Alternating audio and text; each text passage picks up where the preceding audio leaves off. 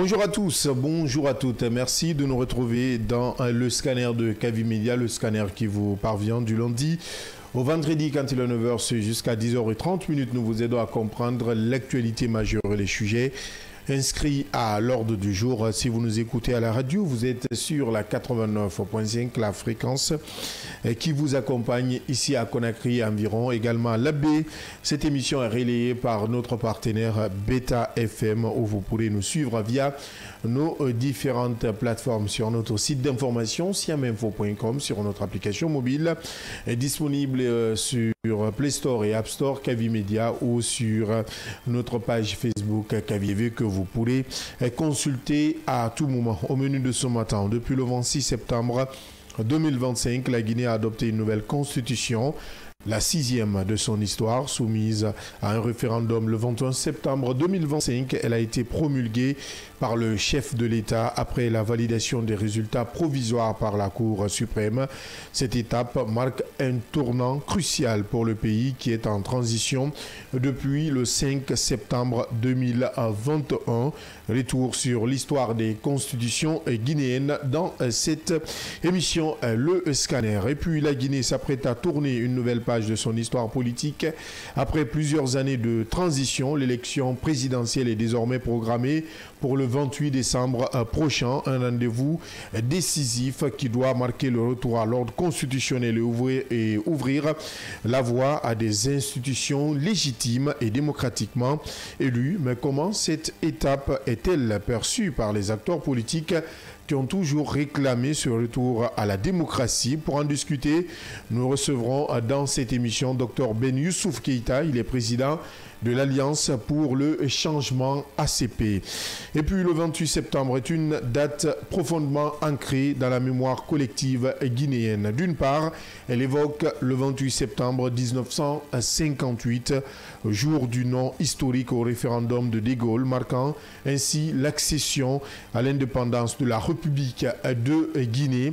D'autre part, elle rappelle le 28 septembre 2009 avec le massacre du stade de Conakry, un drame qui a endeuillé le pays et reste une plaie pour l'heure dans la mémoire nationale. Deux événements, deux symboles. Comment la Guinée parvient-elle à se réconcilier avec cette double mémoire? Nous ouvrons également le débat ce matin. Dans la dernière partie, la Guinée a marqué sa présence à la 80e Assemblée générale des Nations Unies qui se tient actuellement à New York.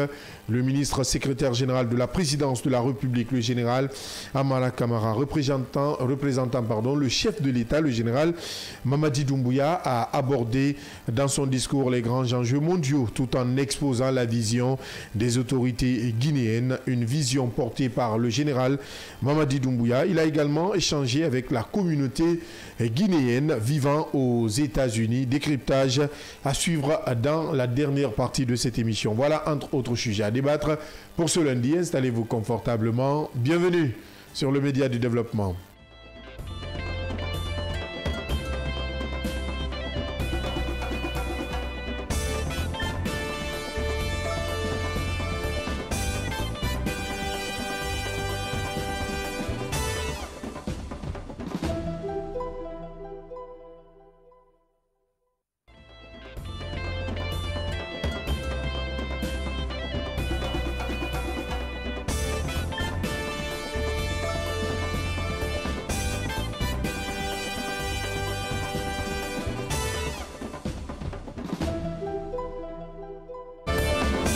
Merci de nous rejoindre. Si c'est maintenant vous le faites sur Kavi Media dans cette émission, le scanner, c'est parti pour plus d'une heure de débat avec moi sur ce plateau pour cette première de la semaine. Yamoussa Cheikh Kamara, bonjour. Bonjour Abdallah, bonjour à tous. Ça va le week-end? À part la dernière pluie qui s'abattent sur Conakry, et on sait que quand c'est comme ça, il y a du pire à imaginer. Sinon, tout va bien. Sinon, tout va bien. Fatou Kébé, le week-end. Bonjour. Ça s'est très bien passé. Très bien. Merci, oui. D'accord. Également Fatoumata Kane qui est avec nous ce matin pour une troisième, quatrième, cinquième fois, en tout cas pour une énième fois. Bonjour. Bonjour Abdallah et bonjour à tous. Et nous aurons au cours de cette émission également Dr Beni Youssouf Keïta. Il est président de l'ACP, Alliance pour le changement et le progrès. Avec lui, nous parlerons de l'annonce de cette date de la présidentielle ici en République de Guinée. Mais avant ce premier sujet, la Guinée a adopté une nouvelle constitution. C'était le 26 septembre 2025, une date qui rentre désormais dans l'histoire de la République de Guinée. Un saut dans le passé pour évoquer l'évolution constitutionnelle du pays. Et c'est avec vous, Fatoumata Kane. Allez, vas-y. Diallo va gérer le reste en attendant. Depuis son accession à l'indépendance en 1958, la Guinée a traversé plusieurs étapes constitutionnelles, chacune marquée par les contextes politiques et les ambitions de dirigeants. Ces textes fondamentaux, censés organiser la vie de la nation, reflètent à la fois les espoirs, les cris, mais aussi les recompositions du pays. En 1958, la Guinée connaît sa première constitution, adoptée à la suite du nom historique au référendum du général de Gaulle. Elle fonde la République de Guinée indépendante, plaçant Ahmed Sékou Touré à la tête d'un régime présidentiel fort où l'unité nationale et la lutte anticoloniale servent de piliers. Rapidement, le pays glisse vers le parti unique avec le PDG-RDA comme seule formation politique autorisée. Cette première expérience constitutionnelle est marquée par un effacement des contre-pouvoirs et la primauté du chef de l'État. En 1982, une révision tardive et symbolique. Après plus de 2 décennies de règne, le régime de Sékou Touré engage une révision en 1982 pour consolider le système déjà en place. Mais la réforme reste sans réelle ouverture démocratique. Elle sera balayée par les bouleversements politiques qui suivront la mort du père de l'indépendance en 1984. En 1990, après le coup d'État du Comité militaire du redressement national CMRN, dirigé par le général Lansana Conté, une nouvelle constitution voit le jour. Elle ouvre la voie au multipartisme, légalise la liberté d'association politique et pose les bases d'un régime présidentiel plus équilibré. Cependant, les scrutins qui suivent restent contestés et l'alternance démocratique hors de portée. 2010, l'ère Alpha Condé est la 3e République. À la suite des violences de la transition militaire de 2008 à 2010, une nouvelle constitution est adoptée en 2010, instaurant la 3e République. Elle accorde une place centrale aux droits et libertés fondamentaux, limite le nombre de mandats présidentiels à 2 et tente de renforcer l'indépendance des institutions. Pourtant, dès 2020, le test est remis en cause avec l'adoption d'une nouvelle constitution permettant à Alpha Condé de briguer un 3e mandat, ce qui plonge le pays dans une crise politique majeure. En cette année 2025, le pays se dirige vers une refondation institutionnelle. Après le renversement du régime de Condé en 2021 par le Comité national du Rassemblement pour le développement CNRD, dirigé par le général Mamadi Doumbouya, une nouvelle constitution a été élaborée et adoptée par référendum le 21 septembre 2025. Cette constitution se veut un cadre pour restaurer la confiance entre l'État et les citoyens, réorganiser les institutions et poser les bases d'une démocratie plus inclusive. Mais il est important de souligner que de 1958 à 2025, l'histoire constitutionnelle guinéenne est jalonnée de ruptures plus que de continuité. Chaque régime a produit sa propre constitution, souvent pour asseoir son pouvoir plutôt que pour instaurer une stabilité durable. La véritable question aujourd'hui est de savoir si la nouvelle loi fondamentale sera échappée à ce cycle de remise en cause perpétuelle et devenir le socle d'un avenir démocratique pérenne. Merci Fatoumata Kane. La question reste posée. Est-ce que cette nouvelle constitution va résister autant et aux intempéries, également à la sensation et à la tentation des hommes. Voilà, le débat est ouvert. En 67 ans d'indépendance, la Guinée en est déjà à sa 6e constitution, ouvrant ainsi une nouvelle page de son histoire politique. Merci Fatoumata Kane. Je me tourne vers vous. Yamoussa Cheikh Camara, on parle de constitution, nous sommes à la 6e. On a tout à l'heure écouté le récit de Fatoumata Kane qui est revenu sur cette marche constitutionnelle de la République de Guinée de 58 à 2025. Une seule question, est-ce que nos textes de loi vont finalement pouvoir résister aux tentations des hommes? Merci d'abord à Fatoumata Kane pour ce rappel, ce récit en tout cas avec une belle voix. Et on a tout compris, ce qui a été rendu tout à l'heure. On comprend vraiment qu'il y a un défi depuis les années 1958, d'accord, la Première République. Et vous avez vu, elle a chuté par nous dire que chaque pouvoir vient avec sa constitution pour asseoir d'ailleurs. Chaque régime vient avec sa constitution pour asseoir son pouvoir plutôt que de chercher à équilibrer en tout cas la paix dans le pays. Et depuis 1958 jusqu'à nos jours, c'est ce qui se passe. Mais sauf qu'avec l'arrivée du CNRD au pouvoir, on a entendu des discours prometteurs, il faut le dire. D'abord, il faut aller à la recherche d'une constitution qui, premièrement, nous ressemble, et d'accord, et deuxièmement, qui va nous rassembler. Donc, il y a deux facteurs. D'abord, une constitution à notre image, c'est ce que, premièrement, on a cherché, et ensuite, une constitution qui va tenter ou qui aura pour objectif de rassembler les Guinéens, c'est-à-dire unir tous les Guinéens, comme une constitution qui est là pour instaurer une paix durable. Puisqu'on le sait, dans l'histoire même de ces constitutions, on parle de six constitutions depuis 1958. C'est vrai qu'en 1958, on n'était pas encore là, mais on sait que ce que l'histoire nous enseigne, c'était la Guinée contre la France, c'est-à-dire le pays colonisation. Le pays colonisateur contre le pays colonisé. Donc il fallait dire non à la colonisation. Donc ce combat a été porté par le feu Ahmed Sékou Touré, qui fut le tout premier président de la République de Guinée, et d'ailleurs le père fondateur du premier régime de la Guinée indépendante. Mais il n'a pas été le seul, on connaît l'histoire. Donc la toute première constitution ici en 1958 a été l'expression de cette unité aujourd'hui recherchée par le CNRD, d'accord, puisque a été l'expression également de cette libération cherchée aujourd'hui par le CNRD.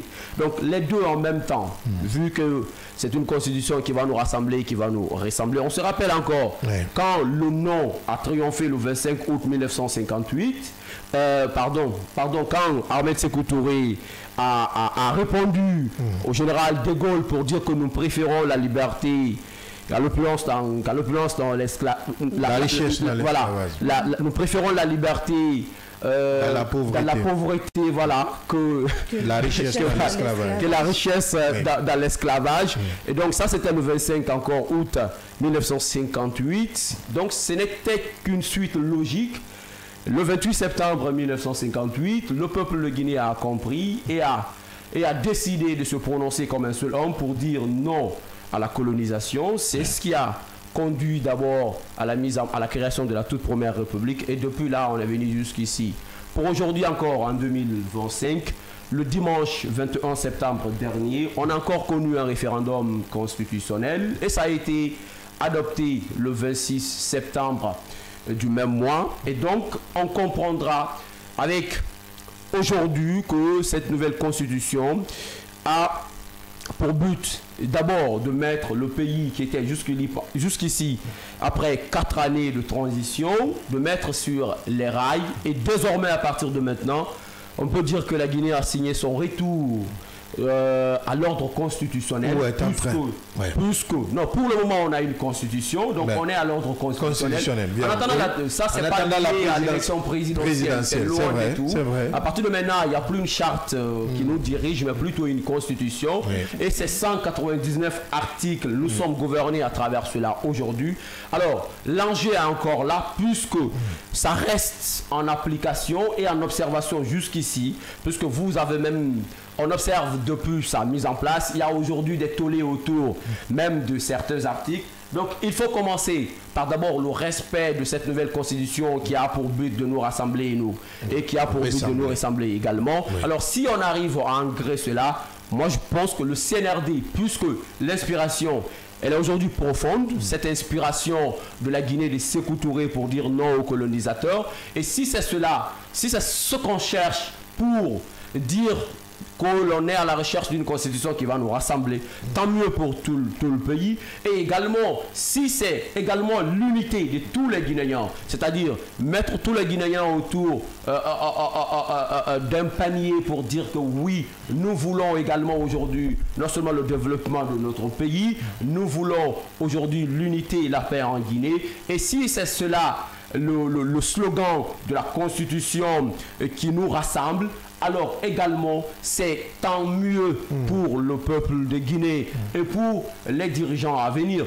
Alors, mais si ce n'est pas cela, tout cela va rester comme des déclarations d'accord visant toujours avec le temps à amadouer le peuple de Guinée, juste comme Fatoumata Kal l'a rappelé, pour asseoir son pouvoir, puisque à chaque fois il y a des tentatives d'accord de révision de constitution. On en a connu en 2020 avec Alpha Condé. Même s'il y a des verrous, il y a des verrous quand même dans même cette il y a eu des verrous dans toutes ces constitutions. Mais en 2020, avec le régime Alpha Condé, on nous a montré que quelles qu'en soient d'accord les barrières instaurées dans cette constitution, si on a la volonté, d'accord, de passer outre, on peut encore revenir pour dire que la constitution que nous avons n'est pas la bonne, et plus qu'il s'agit de la volonté de l'homme qui veut juste étaler sa feuille de route et donc assoiffé du pouvoir, qui ne veut pas quitter et qui décide également de déverrouiller ces verrous qui existent dans cette constitution pour nous sortir une autre. La preuve, c'était en 2020.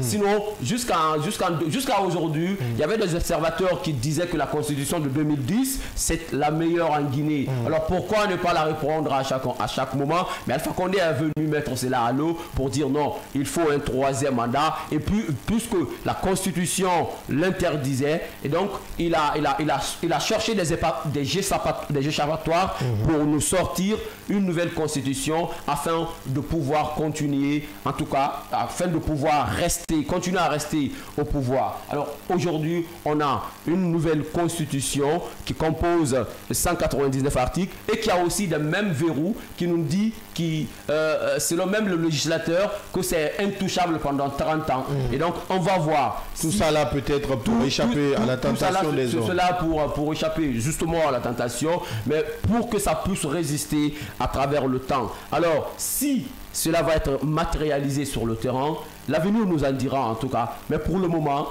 le peuple de Guinée peut s'en féliciter, puisque le vote référendaire s'est passé dans les plus bonnes conditions. Et jusqu'ici, on n'a pas encore assisté à des manifestations de protestation dignes de nom pour contester, s'il faut dire, cette nouvelle constitution. Bien sûr qu'il a eu des recours de la part des acteurs politiques, mais des recours qui n'ont pas porté fruit. Du côté de la Cour suprême après la publication des résultats provisoires de ce côté, avant même la validation de ces résultats provisoires. Mais il faut rappeler que cette 6e constitution, Moussa Cheikh l'a rappelé, se veut quand même un socle pour le retour à l'ordre constitutionnel. Nous sommes déjà dans ce processus, mais elle est quand même censée garantir également l'organisation d'élections crédibles.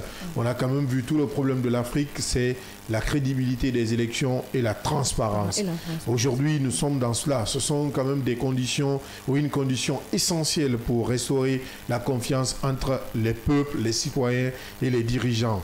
Tout le débat porte sur cette confiance qui s'effrite au jour le jour à chaque régime. Fatoumata Kal l'a déjà rappelé, chaque régime, on a l'impression que les dirigeants essaient de tailler une constitution à leur image. Et c'est ce qui doit changer. Je suis peut-être très optimiste quant à ce verrou qui a été mis de ce côté, verrou parlant de 30 ans avant de toucher à cette constitution. C'est vrai, ce sont des tests. Et Yamoussa l'a dit, sans respect de ces tests, nous allons continuer à tourner en rond. Exactement. Parce qu'après tout, les sous seront financés, le contribuable guinéen sera toujours mis à l'épreuve et c'est le pays qui perd. Donc aujourd'hui, le vrai enjeu, Kébé, est-ce qu'il ne faudrait pas plus peser sur les dirigeants, les rappeler à chaque moment qu'une constitution doit demeurer dans le temps? Exactement. C'est ce qui donne un peu la force aux institutions, c'est ce qui donne même qui aide le pays à amorcer un véritable développement. Exactement, Abdallah. Aujourd'hui, déjà 6 révisions depuis 1956. 58. 58, hein. Ouais. Je m'excuse. Ça arrive. À chaque révision, on a l'impression, comme on l'a dit tantôt, que chaque président essaye de se maintenir au pouvoir, d'asseoir ses bases pour rester au pouvoir. Est-ce qu'il ne faudrait pas plutôt penser aux Guinéens? Moi, je pense que une constitution, c'est le texte fondateur. Je crois que ça a non seulement son sens quand on parle des dirigeants, mais ça doit avoir tout autant son sens quand on parle du peuple. Donc il faut tenir compte de beaucoup d'aspects pour rédiger ou même pour, adopter un texte constitutionnel.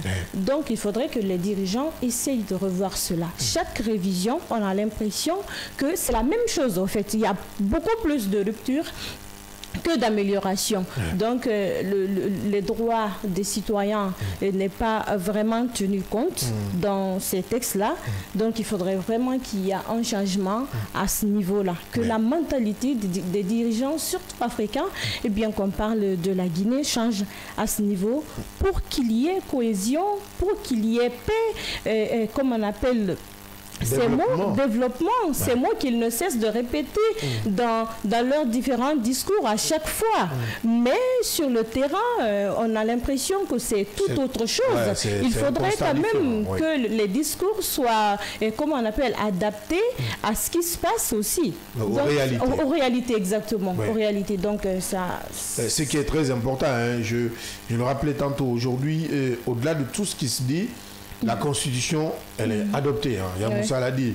Donc, on tend réellement vers un retour à l'ordre constitutionnel, ou tout au moins, on est même dans un retour à l'ordre constitutionnel, puisque ça me permet même d'aller vers cet autre sujet qui parle de l'annonce de la présidentielle, de l'élection présidentielle, qui est fixée au 28 décembre 2025, qui doit quand même marquer maintenant le véritable retour à l'ordre constitutionnel, puisque quand il y a une constitution, il faut quand même avoir aussi un régime démocratiquement élu, ce qui est très important.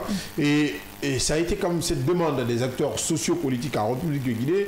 C'est pourquoi tout à l'heure, avec la réalisation, nous allons essayer de joindre Dr Ben Youssouf Keïta. Il est le président de l'Alliance pour le changement, ACP, acteur sociopolitique, il faut le rappeler, pourquoi pas demander aujourd'hui leur lecture. Exactement. Leur lecture de cette situation. Parce qu'on se rappelle qu'en 2023, en fin 2023, si je ne me trompe, si j'ai bonne mémoire, il y a quand même eu un accord dynamique entre la Guinée et la CEDEAO. Cet accord dynamique parlait de 24 mois de transition. C'est vrai qu'il y a eu quand même un léger retard dans l'accomplissement de ce chronogramme. Il y a même eu des réaménagements puisqu'il fallait aller des élections de la base jusqu'au sommet. On me signale que Dr Ben Youssouf Keïta est déjà au bout du fil. Docteur, bonjour. Bonjour, monsieur le journaliste. Bienvenue dans le scanner. Merci d'accepter notre invitation ce matin. Le plaisir, il est partagé. Vous avez suivi comme nous, docteur, le décret annonçant la fixation de la date de l'élection présidentielle en République de Guinée. Une attente qui a duré depuis 4 ans maintenant, il faut le dire. 4 ans que nous attendons cette date. Quand je parle de nous, je parle du peuple de Guinée, de vous, acteurs sociopolitiques. Dites-nous, que représente pour vous, acteurs politiques, cette annonce de l'élection présidentielle du 28 décembre 2025? Merci, M. Abdallah. Pour nous, c'est un soulagement, non seulement en tant que politique, mais en tant que simple citoyen, parce que nul n'ignore les tensions politiques. Quand il y a des problèmes sociaux, les problèmes politiques sont les plus graves. Et donc, une fois maintenant que tout le monde est fixé sur la fin de la transition, la date de la fin de la transition, parce que quand il y aura élection présidentielle, eh bien, la transition prendra fin. On rentrera de plein pied dans la 5e République. Donc, c'est un soulagement pour moi. Et en plus, ça nous rassure davantage sur les décisions prises et les engagements pris par les uns et par les autres pour que 2025 soit l'année électorale en République de Guinée. Comme annoncé par les autorités de la transition. Exactement. Est-ce qu'aujourd'hui, avec tout ce qui est mis en place, nous avons quand même suivi avec beaucoup d'intérêt le déroulement de ce référendum constitutionnel qui s'est tenu le 21 septembre 2025 sur toute l'étendue du territoire national? Peut-on dire aujourd'hui que ce scrutin à venir pourrait marquer réellement le retour à l'ordre constitutionnel en Guinée? Il y va de soi, ça coule de source. Vous comprenez? Si vous avez suivi ma page Facebook, dès que l'annonce a été faite, l'appel que j'ai lancé à tout le peuple de Guinée, c'est de répéter ce qui s'est passé le 21 septembre 2025. C'est-à-dire que tous les Guinéens, la main, dans la joie, dans l'ambiance, bon enfant, que chacun aille accomplir son droit citoyen. Sans anicroche. Nous voulons, comme le 21 septembre 2025, que les élections présidentielles soient avec 0 incident grave, c'est-à-dire donc 0 blessé, pour ne pas parler de mort, et 0 dégâts matériels. Parce que quelles qu'en soient les conditions, c'est la Guinée qui gagnera. Et pour cela, nous avons dit que tous les Guinéens sont libres de se présenter, pourvu qu'ils remplissent les conditions. Et que le choix déjà de Dieu fait déjà se confirme dans les urnes. Donc, respecter le choix des Guinéens, c'est-à-dire respecter le vote de chaque citoyen. Alors nous estimons que si cela est fait, eh bien, la paix ne sera que se renforcer et la Guinée, très certainement, amorcera son décollage économique avec le démarrage de la 5e République. Dr Ben Youssouf, le 21 septembre était une étape cruciale pour le retour à l'ordre constitutionnel en Guinée. Le 28 décembre prochain en est aussi une autre étape. Est-ce que vous pensez que, mais on sait quand même, je vais dire que les deux n'ont pas les mêmes enjeux puisque la première date c'était le vote référendaire et la deuxième fixée aujourd'hui c'est le vote présidentiel. Est-ce que vous pensez que d'ailleurs la date du 28 décembre prochain est bien réfléchie par les autorités en fixant ainsi et est-ce qu'elle est tenable selon votre avis? Je pense qu'elle est bien tenable et je pense que on peut dire que ça n'a que trop duré. Parce que vous avez entendu, la transition, c'est depuis le 5 septembre 2021 que je sache. Nous sommes en septembre 2025, ce qui fait pratiquement 4 ans. Alors que tout le monde pensait que la transition allait durer 1, 2, maximum 2 ans ou 3 ans. Alors donc personne ne doit être étonné,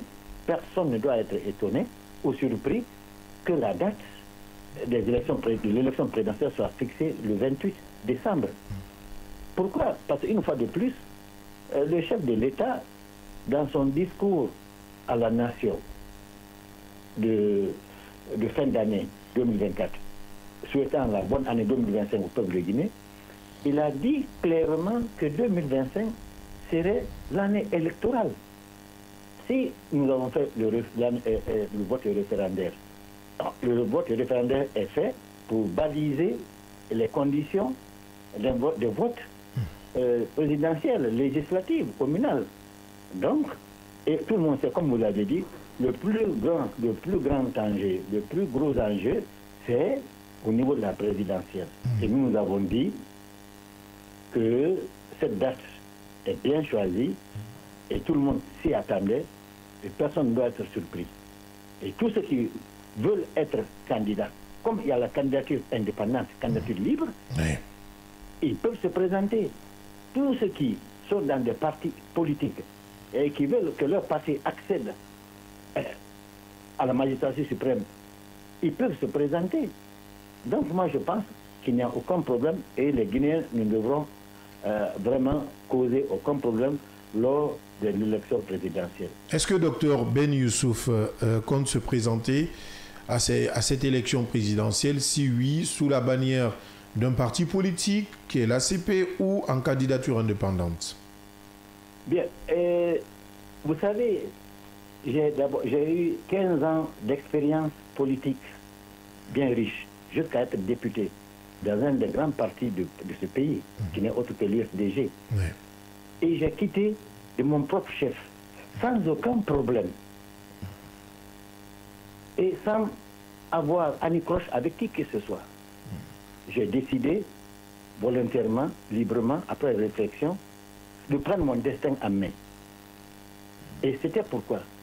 C'était pour briguer la magistrature suprême, si Dieu le veut bien.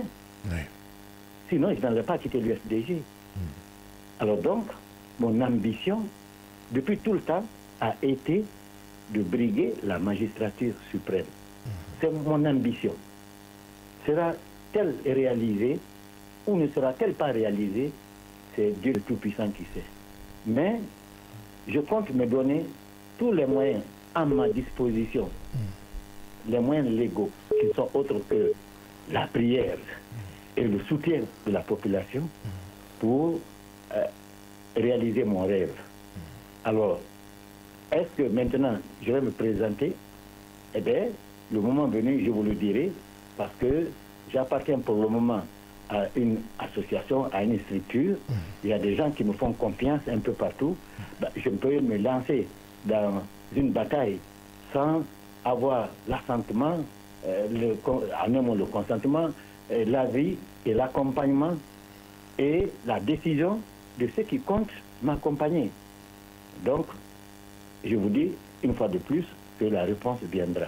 Alors, mais entre-temps, j'ai dit, depuis le 21 septembre, le 5 septembre 2021, nous avons applaudi le CNRD. Et je continue d'applaudir le CNRD parce que le travail qu'il réalise est un bon travail et c'est dans l'intérêt de la Guinée.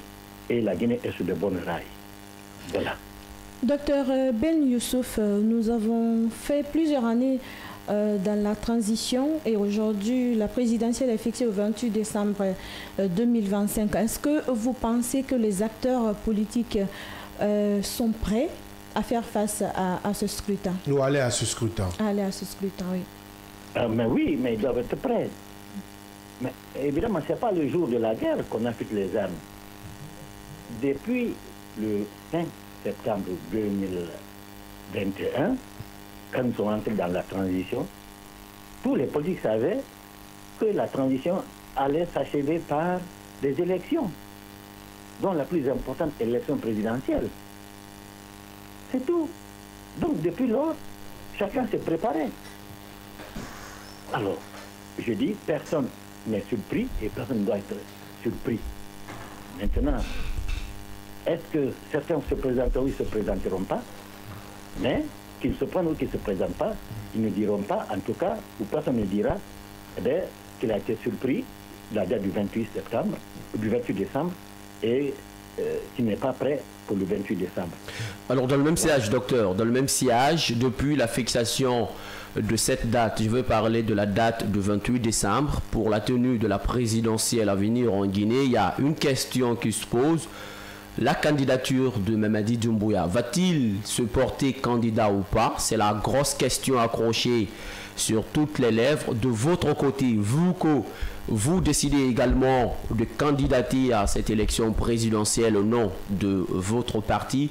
Et bien sûr que la Constitution, elle, autorise le président de la transition à se porter candidat à la présidentielle. Est-ce que vous comptez candidater contre Mamadi Doumbouya au cas où il se portera candidat? Bien sûr qu'aujourd'hui, vous applaudissez le CNRD et son président. J'ai pour principe de ne pas faire de procès d'intention d'une part et de ne jamais mettre la charrue avant les bœufs et de me dire que ce que je peux prouver et démontrer et que je puisse confirmer en quelque situation que ce soit. L'unique chose que je sais que je puisse confirmer, c'est mon ambition, une fois de plus, mon ambition de candidater. Maintenant, une fois de plus, attendons, n'allons pas plus vite que la musique. Nous avons déjà le président de la République. Il est en train de faire son travail. Il est en train de faire son boulot. Et c'est lui qui a décidé que le 28 décembre sera l'élection présidentielle. Nous avons 3 mois devant nous. Attendons. Docteur Ben, on n'est pas en train de danser plus vite que la musique. La question que l'on pose, elle est tout autant légitime aujourd'hui puisqu'elle est posée au sein même de la société. Et depuis d'un moment, ce n'est pas une première même pour vous de l'entendre. Aujourd'hui, vous comptez candidater à cette élection présidentielle.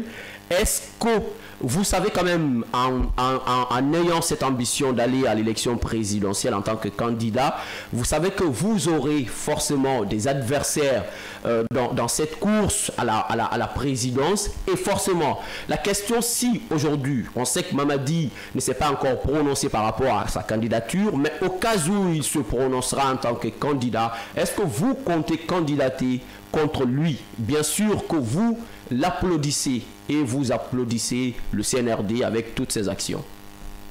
Mais vous savez, nous sommes dans la démocratie. Et personne n'a dit qu'il faudra un seul candidat, unique candidat. Ça ne sera même pas la démocratie dans ce cadre. Nous serons dans les partis uniques. Je vous dis une fois de plus, je suis candidat, si Dieu le veut bien. D'autres Guinéens seront candidats. Nous serons devant le peuple de Guinée qui décidera et nous respecterons le choix du peuple de Guinée. Une fois de plus, je n'ai aucune restriction pour la candidature de qui que ce soit. À partir du moment que moi, je suis Guinéen libre et qu'il y a depuis plus de 40 ans, penser un jour être à la tête de ce pays, si l'opportunité se présente à moi, et je me dis, il y a d'autres aussi qui, comme moi, ou plus vieux que moi, ou plus jeunes que moi, ont eu la même ambition.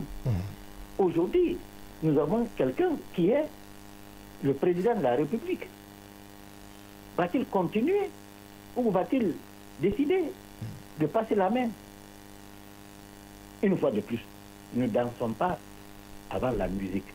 Restons derrière les dirigeants qui, de leur propre chef et sans aucune pression, ont décidé qu'il y ait des élections présidentielles le 28 et ils ont donné la possibilité à tous les Guinéens qui sont dans les conditions de se présenter. Maintenant, docteur, à quelques mois de l'échéance, c'est-à-dire je veux parler de cette présidentielle qui s'annonce, à quelques mois, quels sont, selon vous, les grands défis à relever pour aller vers une présidentielle, notamment apaisée, crédible, inclusive et crédible et transparente? Le grand défi, c'est premièrement la sécurité nationale. Et cette sécurité nationale dépend des autorités actuelles.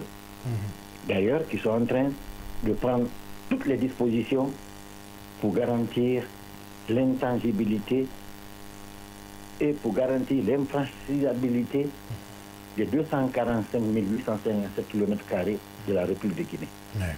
Et qui sont en train de tout mettre en œuvre pour que tous les Guinéens se sentent en paix, en sécurité, dorment bien, se lèvent bien, battent à leurs affaires et préparent tout pour que chaque Guinéen aille accomplir son devoir citoyen le jour du vote. Moi, je me dis que si les dirigeants ont fait leur devoir, c'est à nous aussi, citoyens, de faire notre devoir. Et notre devoir, c'est quoi? Notre devoir, c'est de savoir que la Guinée est une et indivisible. Que la Guinée, nous sommes une famille. Que savoir que celui du Fouta, celui de la Basse-Guinée, celui de la Guinée forestière ou celui de la Haute-Guinée, sommes tous Guinéens.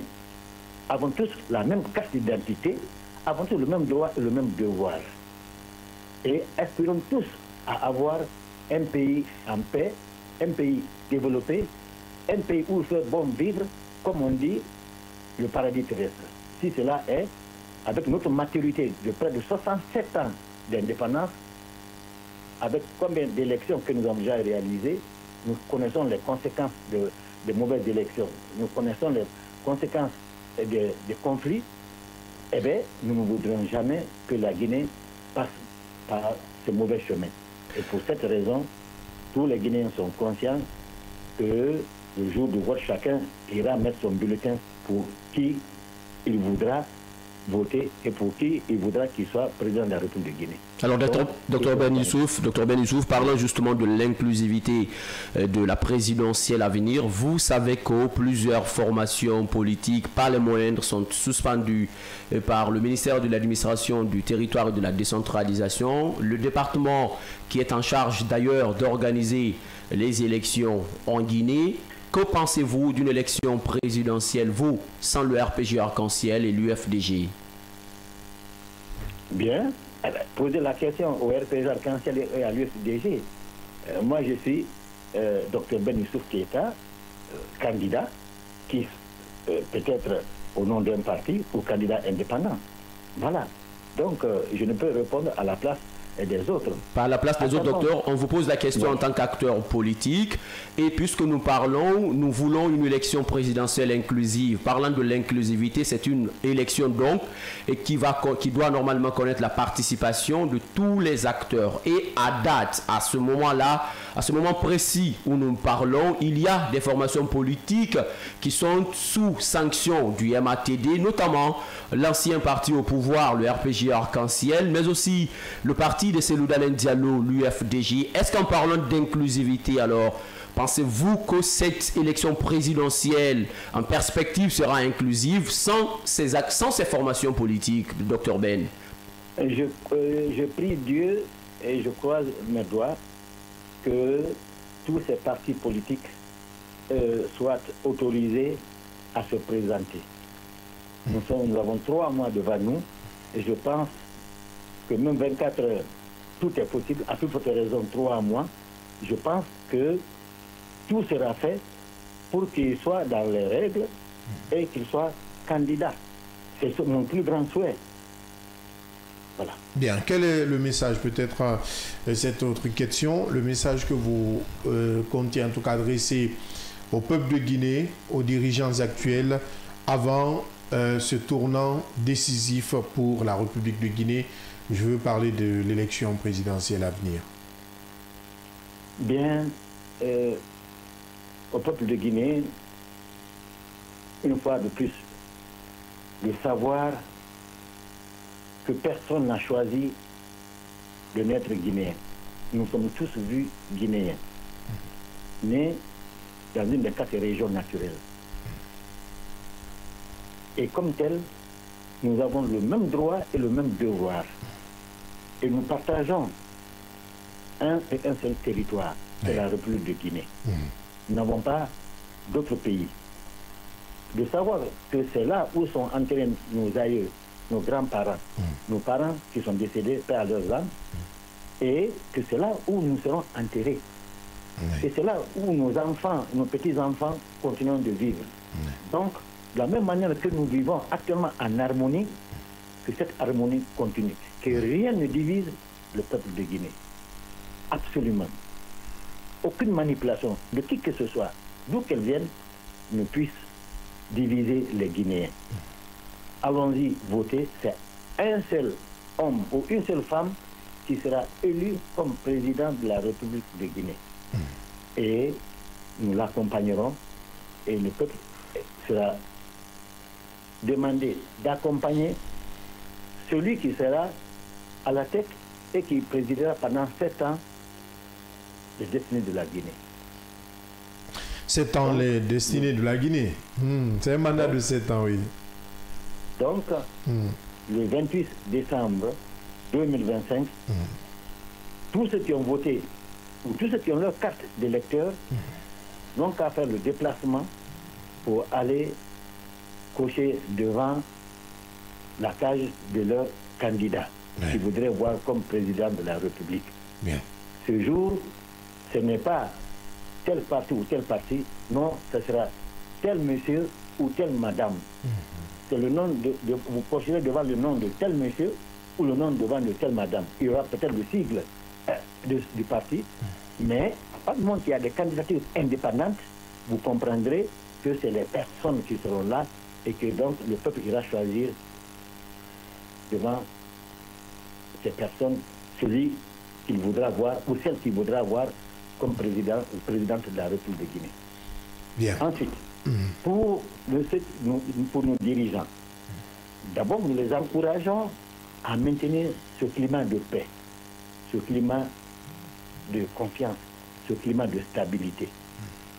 Et de tout faire, de garantir des élections transparentes et que la voix de chaque Guinéen compte pour le candidat ou la candidate pour lequel il a voté.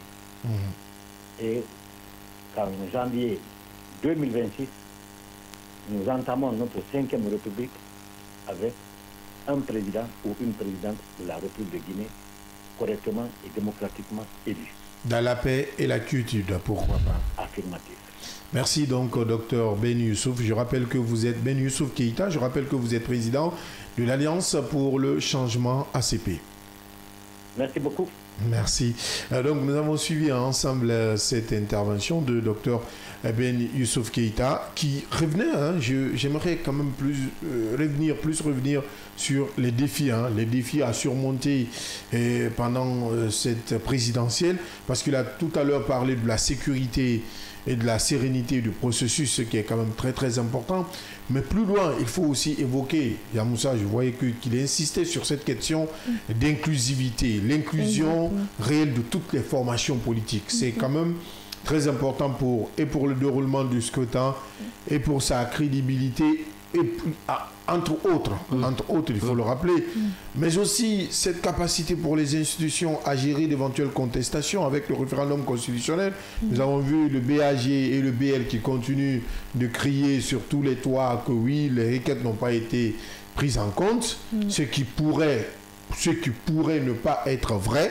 C'est tout à fait normal. En tout cas, ils ont été déboutés. Ils ont été déboutés. Ce qui reste clair par la Cour suprême, on a vu quand même les magistrats démonter les argumentaires ou les arguments développés par ces formations politiques. On peut comprendre, c'est le domaine juridique qu'on ne maîtrise pas assez. Les juristes viendront nous élucider et nous expliquer plus en profondeur ce qui a prévalu à tout cela. Et surtout, après tout ce processus, ce qui est encore plus important, c'est l'acceptation des résultats par l'Assemblée. Justement. Parce qu'il ne faudrait pas contester un résultat et après, on dit que vous n'avez pas l'argumentaire solide ou valable et refuser d'accepter les résultats. Non, mais justement, ça a toujours été le problème en Afrique. On organise une élection. À la base, si l'élection se passe dans la tranquillité, à la fin, ce sont les acteurs qui ne vont pas accepter les résultats. Donc c'est le bon moment pour les autorités d'essayer de mettre les points sur les i pour éviter tout ce qui est contestation du genre à troubler l'ordre public. Et justement, en parlant de contestation, elle peut y avoir de plusieurs manières.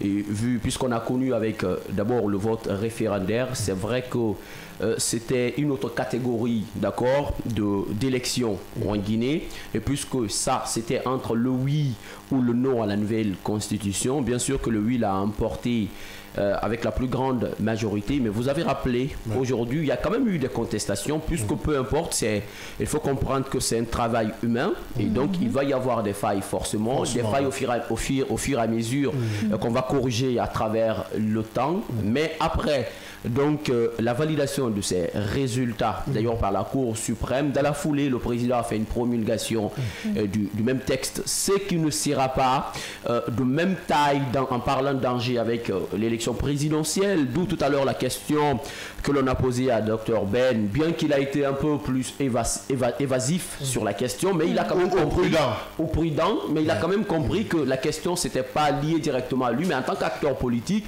il a quand même son mot à dire par rapport à ceux qui sont d'abord mis à côté de la place, à côté de la plaque, je vais dire, dans cette course présidentielle là, puisque on le sait quand même pour un Guinéen, peu importe, les formations politiques qui sont aujourd'hui, qui souffrent de la sanction du MATD, restent aujourd'hui les plus représentatives. Si elles ne sont pas pour le moment les grandes formations politiques, mais elles restent pour le moment les plus représentatives. Pour ne pas dire les grandes formations. Voilà, pour ne pas dire les grandes formations politiques, elles restent les plus représentatives sur le terrain. Alors, vous voulez une élection inclusive aujourd'hui, notamment, ça doit connaître la participation. Autant dire aussi à ces formations politiques de se mettre en règle. Il y a ce pan, là. Et voilà pourquoi nous demandons aujourd'hui, par rapport à la crédibilité des résultats qui vont venir à Abdallah, vous l'avez vous-même rappelé, il faut aujourd'hui la participation de tous les grands acteurs politiques ou toutes les grandes formations politiques en Guinée, puisqu'on peut quand même estimer que toutes les formations politiques existantes en Guinée sont des grandes formations politiques, puisqu'elles sont toutes sur le terrain, mais ceux qui sont déjà plus existantes, ou celles qui sont plus déjà existantes sur le terrain, on les connaît, et sont en train de souffrir de la sanction aujourd'hui des autorités en charge d'organisation même de ces élections. Est-ce qu'il faut ouvrir les portes afin de pouvoir permettre ces formations de se mettre directement en règle et de pouvoir candidater avec n'importe quel candidat lors de cette présidentielle à venir? C'est la grosse question. Il a dit, Dr Ben, son souhait aujourd'hui est que ces formations puissent revenir sur la scène afin qu'elles pouvoir toutes compétir ensemble. C'est seulement cela qui pourra aujourd'hui donner ou éviter cette autre contestation de la rue, parce qu'on sait que d'une manière ou d'une autre, la force des acteurs politiques en Guinée pour beaucoup plus s'exprimer ou beaucoup plus revendiquer dans n'importe quelle revendication, c'est d'appeler à des manifestations de rue. Et aujourd'hui, on ne veut pas assister à cela. On veut que ce qui a commencé par le vote référendaire continue avec, même après l'élection présidentielle, cette sérénité aujourd'hui que l'on continue à appeler autrement, cette sérénité doit continuer à exister, et cette paix qui règne, cette accalmie qui a régné depuis le vote référendaire doit se poursuivre, et cela, il faut un vote inclusif, un vote qui peut rassembler tous les Guinéens. En parlant de rassemblement de tous les Guinéens, il faut donner la chance à chaque formation politique, en tout cas, répondant aux normes, de se porter candidat. Répondant aux normes, une précision très très importante. Donc aux formations politiques de se mettre dans les règles pour pouvoir participer à cette élection présidentielle, puisque vous avez quand même vos militants et sympathisants qui comptent sur vous. Essayez de mettre vos égos de côté et travailler pour l'intérêt supérieur de la nation. La pause derrière, on se retrouve pour la suite de ce débat.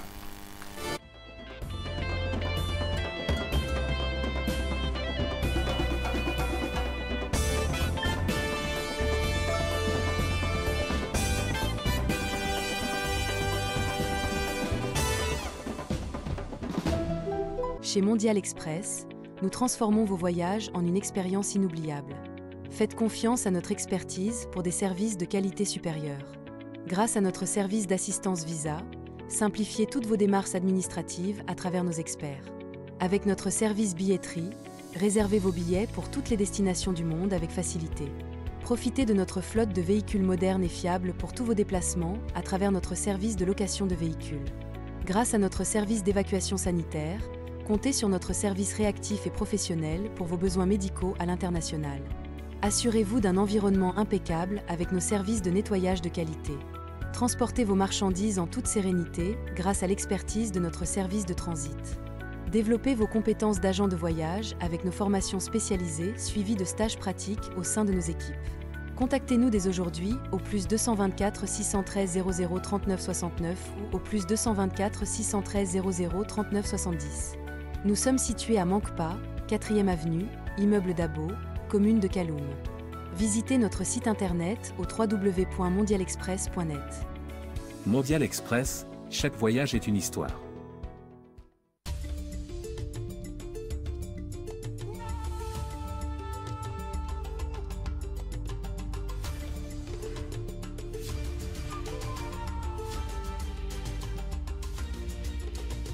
Kavi TV, la télé du développement.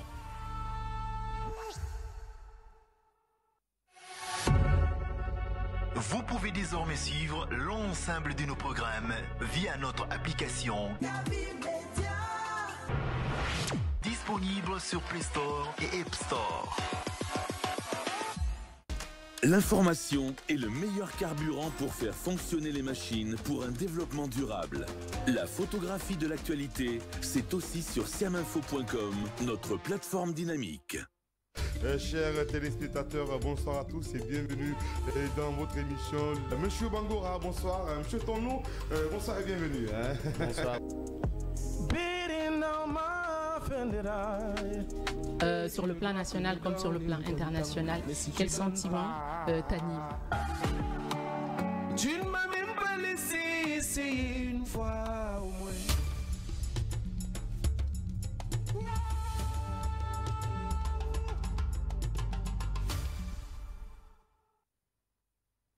Kavi TV, regardez la lumière. Kavi TV, la télé du développement. Tu t'appelles sur la carte d'identité nationale Marie-Louise Ouamounou. Oui. Ton nom d'artiste aussi, c'est Marie-Louise. C'est Marie-Louise Ouamounou. Pourquoi tu n'as pas changé? C'est ce nom que mon papa m'a donné, donc je n'ai pas voulu changer. Et donc tu ne partages pas l'idée avec les artistes qui changent Non, chacun a son goût.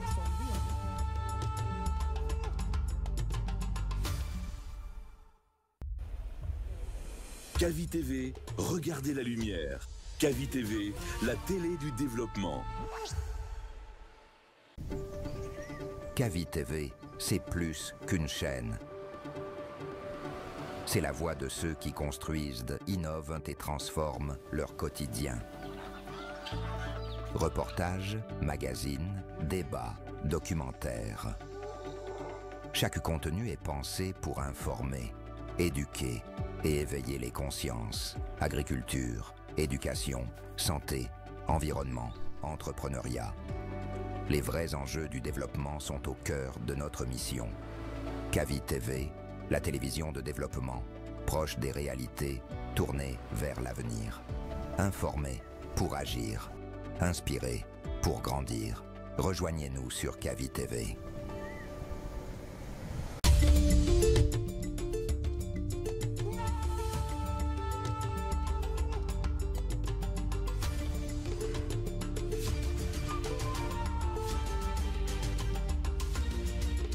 Kavi TV, la télé du développement.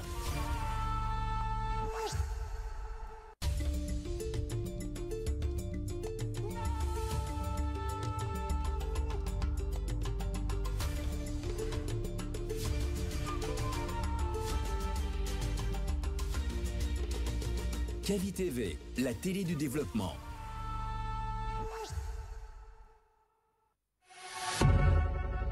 Vous pouvez désormais suivre l'ensemble de nos programmes via notre application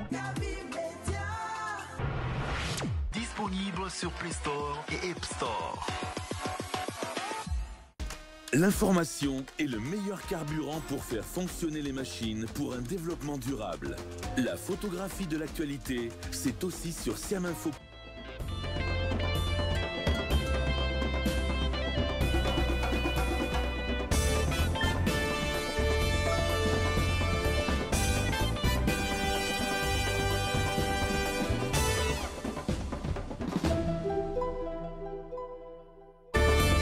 Merci de nous retrouver dans la deuxième et dernière partie de cette émission, le scanner. Et vous l'avez déjà compris, on parle de l'actualité guinéenne ce matin dans ce premier numéro de la semaine. Et vous le savez, hier c'était le 28 septembre 2025. 28 septembre, une date qui nous rappelle deux événements, deux récits très importants pour la République de Guinée, une date clé pour ce pays, entre une indépendance arrachée lors du référendum du 28 septembre 1958 et le massacre du stade de Conakry. C'était en 2009. La Guinée reste, en tout cas, ou laisse cette marque indélébile de son histoire, bien que le procès s'est déroulé ici en République de Guinée.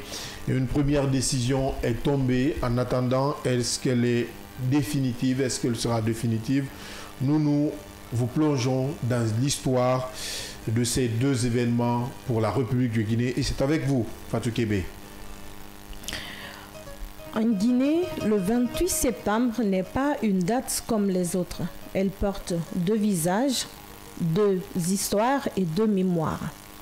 Le premier, le 28 septembre 1958, dans les urnes, un peuple entier dit non, non à la colonisation. Ce jour-là, la Guinée choisit l'indépendance, la liberté, la dignité. Dans l'Afrique francophone, elle ouvre la voie et trace le chemin de la souveraineté. C'est l'image d'un peuple debout, uni, fier de décider de son destin. Mais l'autre visage, lui, est encore très sombre. Le 28 septembre 2009, même date, mais un autre lieu, le stade du 28 septembre à Conakry. Des milliers de citoyens rassemblés, réclamant démocratie et changement, ont été violentés. La répression a été sanglante. Des vies fauchées, des familles brisées. Une blessure qui saigne encore dans la mémoire nationale. De 28 septembre, deux histoires. L'une qui raconte la conquête de la liberté, l'autre qui rappelle le prix de la démocratie inachevée. Aujourd'hui, chaque commémoration est un carrefour entre fierté et douleur, malgré la tenue du procès. Chaque commémoration soulève la même question. Comment réconcilier ces deux mémoires? Comment transformer la douleur en force et la gloire en responsabilité? Le 28 septembre ne doit pas seulement être un rappel du passé. Il doit être un appel, surtout à l'avenir. Un avenir où la liberté conquise en 1958 et la démocratie réclamée en 2009 trouvent enfin leur pleine réalisation. Vous l'avez compris, hein, c'est une date qui reste à la fois une mémoire vivante et une douleur incessante. Hein. Il faut le rappeler, j'ai été quand même emporté par les mots.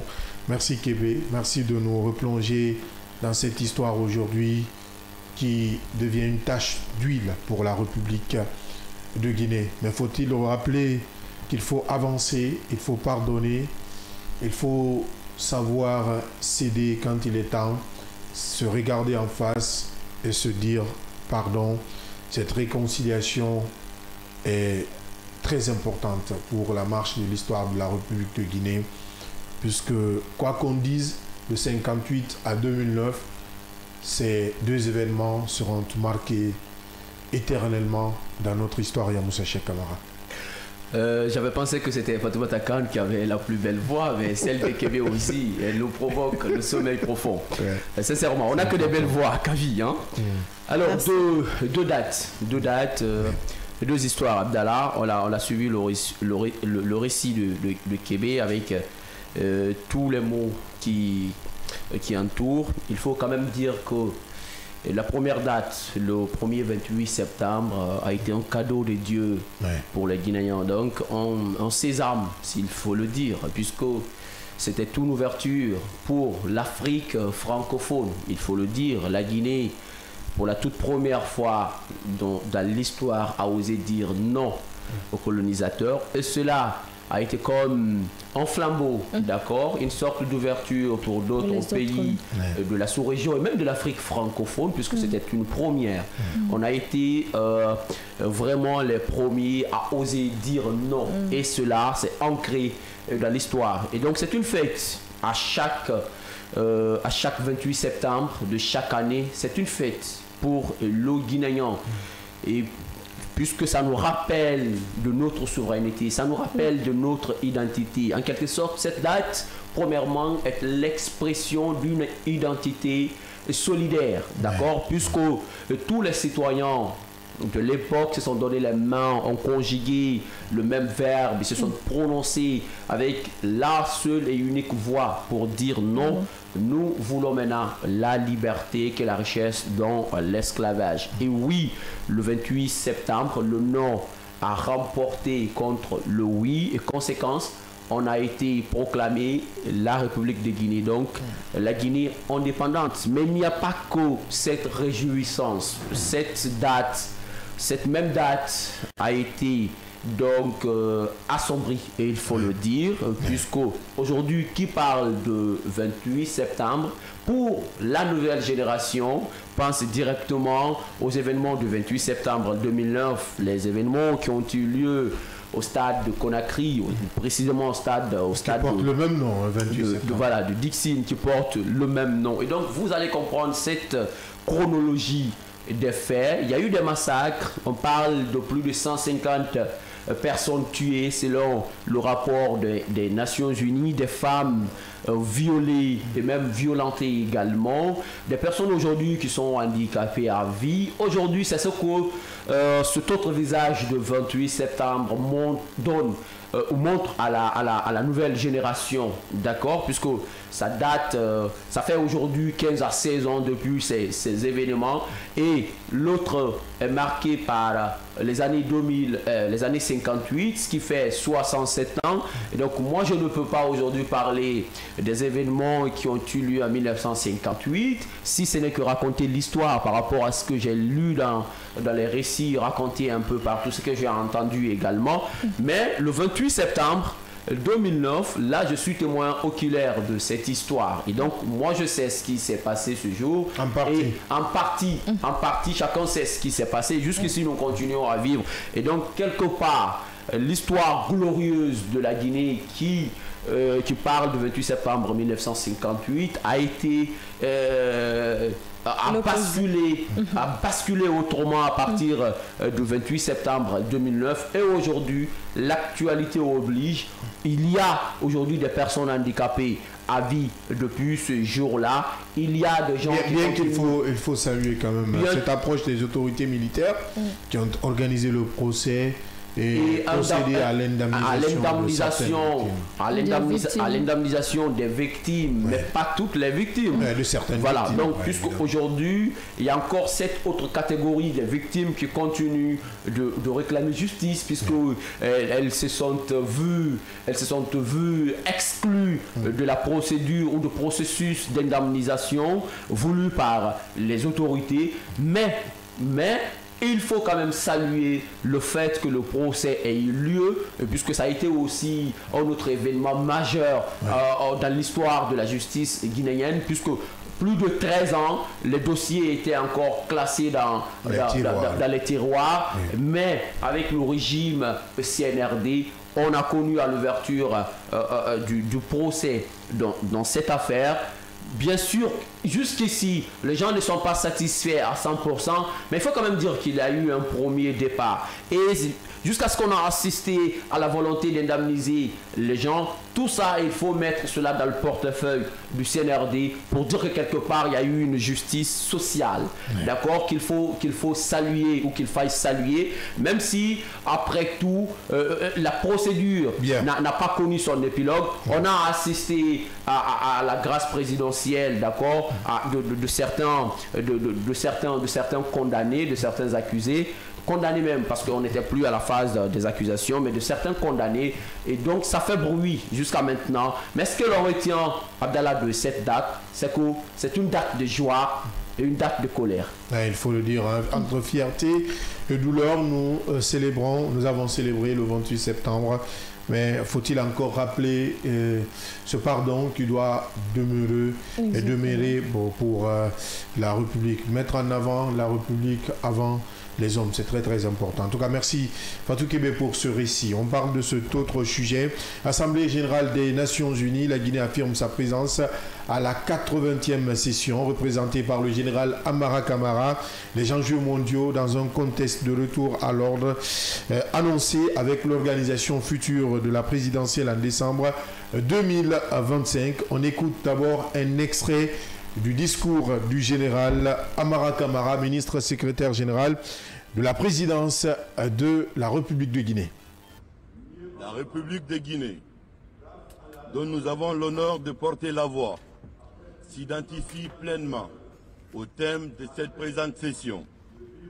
Mieux ensemble, plus de 80 ans au service de la paix, du développement et des droits humains.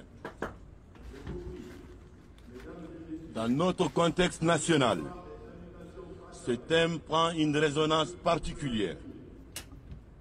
Mieux ensemble, grâce à la refondation, après plus de 66 ans d'indépendance, la paix, le vivre ensemble, le développement et les droits humains deviennent une réalité en République de Guinée. En prenant la parole ici même, il y a 2 ans, le président Doumbouya affirmait « Mon pays continue de fonder un espoir en l'Organisation des Nations Unies pour trouver des solutions idoines aux problèmes auxquels notre monde est confronté. Mais les fondamentaux qui ont présidé à la création de notre organisation doivent s'adapter aux mutations profondes de notre société. Cet espoir, malheureusement, tend à céder la place à l'inquiétude, car il est désormais évident que le monde est bouleversé. Aucun continent n'est épargné. La paix devient un luxe. Les guerres et le conflit se banalisent. Les organisations internationales et régionales s'affaiblissent. Et les alliances dépendent trop souvent de la volonté des dirigeants du moment. Par ailleurs, la nature jadis agressée par l'homme nous inflige aujourd'hui les conséquences les plus dramatiques. Mesdames et messieurs, le bien-être du peuple et le vivre ensemble sont les véritables synonymes de la paix. C'est ce qu'affirmait déjà le président Doumbouya en faisant de cette priorité la ligne directrice de son action à la tête de l'État. Grâce à sa rigueur et à sa constance, la Guinée s'est réconciliée avec elle-même et avance courageusement sur le chemin de son développement.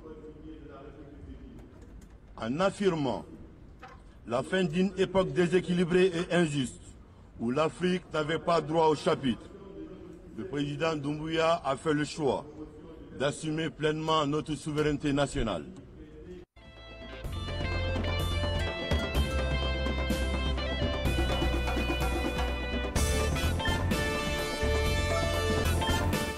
Merci pour... c'est un extrait du discours tenu à la tribune des Nations Unies par le général Amara Camara, ministre secrétaire général de la présidence de la République de Guinée. Sur ces traces, notre envoyé spécial Zakaria Kamara, après ce discours à la tribune des Nations Unies, a suivi le général Amara Kamara qui s'est entretenu avec la communauté guinéenne vivant à New York. On suit à nouveau cet élément grand format réalisé par notre envoyé spécial Zakaria Kamara et on se retrouve derrière pour le décryptage. C'est dans une salle comble, au cœur de Manhattan, que la communauté s'est réunie pour accueillir celui qu'elle considère comme l'une des figures de rassemblement des Guinéens.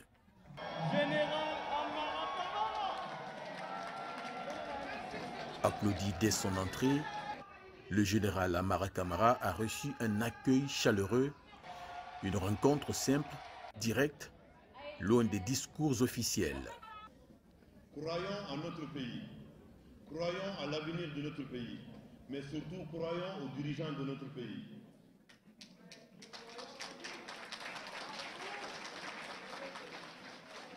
Il n'y a pas un sacrifice plus grand que servir la patrie. Vous le faites chacun à sa manière.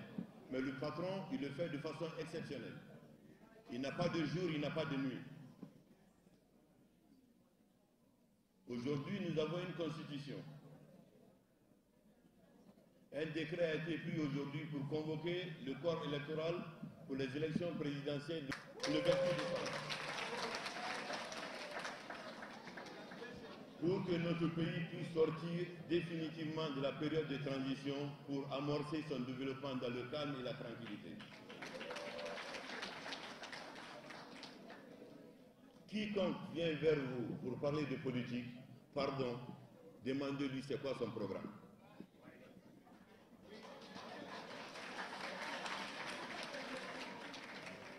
On ne va pas refuser désormais de battre campagne avec la musique et des t-shirts.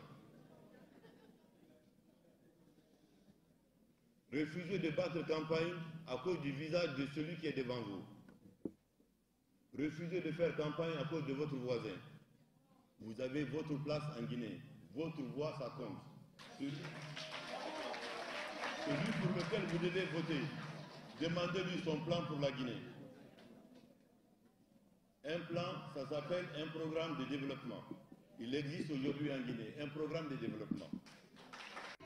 Le général a échangé librement avec les membres de la communauté guinéenne, jeunes, anciens, diaspora économique, venus exprimer leurs attentes, mais aussi leur soutien. Ça a été une réussite totale. Vous avez vu le discours aujourd'hui à partir des Nations Unies. Nous étions dehors là-bas, on l'accompagnait, on l'acclamait. Le monde même était étonné. Ceux qui étaient derrière les Nations Unies ont su qu'il y a un pays aujourd'hui qui s'appelle la Guinée-Conakry. À travers ce discours, à travers cette forte mobilisation du MUDAS, le mouvement unifié de la diaspora d'Amérique. Donc je remercie tout le monde, mes frères et sœurs de la diaspora américaine qui ont tous fait le déplacement à venir accompagner notre chef, notre secrétaire général à la présidence, le général Amara Kamara, qui a tenu un discours honorifique, un discours historique qui va rester dans les annales de l'histoire pour la République de Guinée. Donc c'est une fierté pour nous.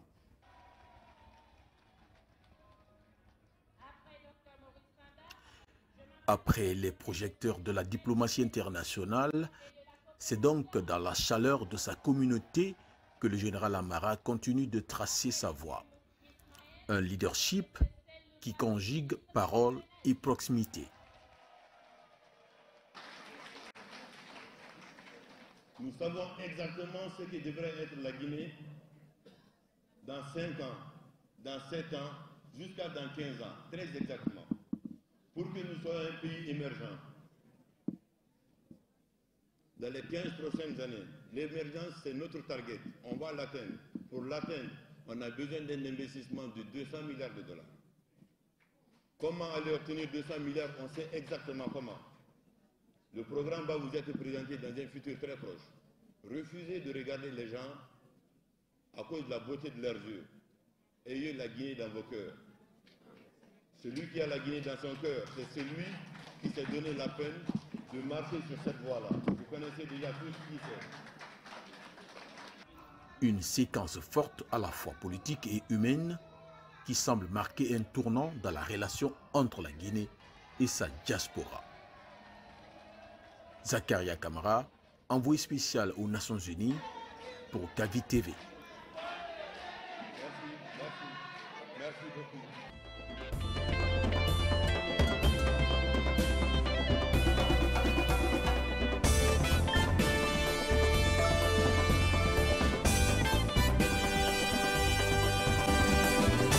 Zakaria Kamara, envoyé spécial aux Nations Unies de Kavi TV, Kavi Média.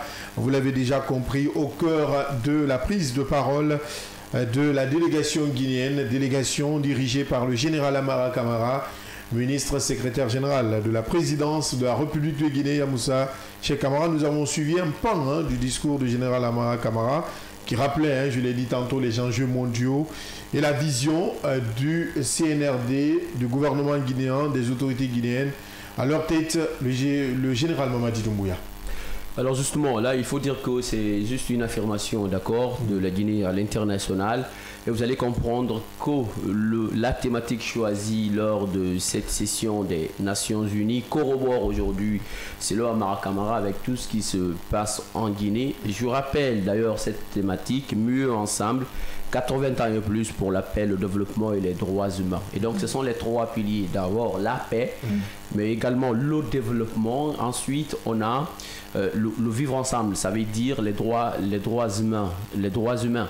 Et Amara l'a rappelé tout à l'heure dans son discours, ces trois piliers existent aujourd'hui avec le CNRD en Guinée, puisqu'en parlant du développement aujourd'hui, il ne se reste que jeter un regard dans le secteur des infrastructures routières. Aujourd'hui, on a plus de 1000 km de routes bitumées à travers le pays, d'accord. Ça, c'est un premier facteur. Alors, et parlant aujourd'hui de la paix, nous venons de sortir d'une élection référendaire dans le pays qui s'est déroulée, qui s'est passée dans les meilleures conditions, d'accord, parce que ça a été apprécié par tous les observateurs ici et même d'ailleurs. Il n'y a pas eu d'incident, d'accord, il n'y a pas eu d'incident majeur. Quelques petits problèmes lors du scrutin, mais même après, c'est-à-dire même après le scrutin, ça veut dire les gens ont continué à garder la même sérénité. Et on sait, ce qui est quelque part depuis ces derniers temps une nouveauté pour nous, parce qu'on sait en Guinée combien les élections minent avec des manifestations de protestation. Et on a assisté à un vote référendaire clean, sans problème. Et puis on a les droits humains, d'accord, les droits humains. Parlant des droits humains, on était en train de brocher cette autre actualité relative au cas des événements du 28 septembre, le procès qu'on a connu ici avec tout ce qui a été décidé par la justice. Cette confirmation, elle s'est faite aujourd'hui à l'international. Mais derrière, parlant des contextes de cette session, de cette 80e session des Nations Unies, Amara l'a rappelé tout à l'heure, il y a des enjeux mondiaux. Il y a des enjeux mondiaux puisqu'il y a aujourd'hui à travers tout le monde entier des défis sécuritaires. Il y a des pays qui sont en guerre. Il faut commencer d'abord par l'Ukraine.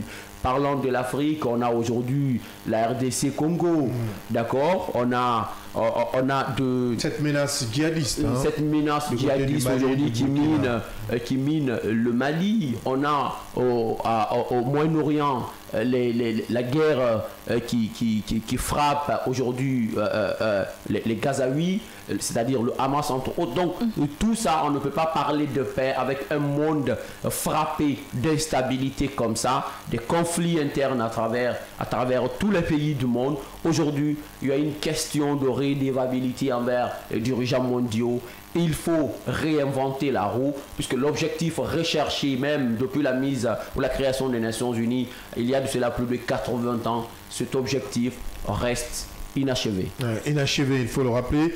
Malheureusement, on ne pourra pas aller plus loin. Et je vais... Toutes mes excuses, Fatou Kébé, puisqu'on est déjà pris par le temps.